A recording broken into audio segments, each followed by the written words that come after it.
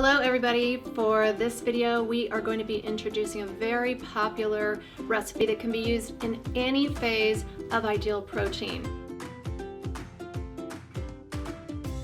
Today I'm going to show you Geneva's spaghetti sauce. I'm a very busy person, and so I tend to make it in a crock pot, let it sit overnight, and then put it in jars, and I make a lot at one time so that I have it to use over the course of the week. 2 cans of tomatoes with no sugar added.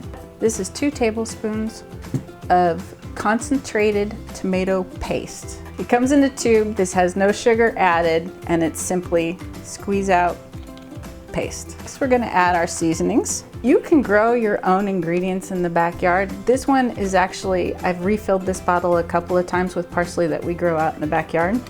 You just take it, put it in the oven, dry it out. Voila. We really like the raw apple cider vinegar. Keep this in the refrigerator, even though it says non-refrigeration needed at the back. I tend to like the flavored olive oils, so this one is Tuscan herb. Get everything nice and incorporated and happy, happy, happy. I might use this for pizza burger casserole.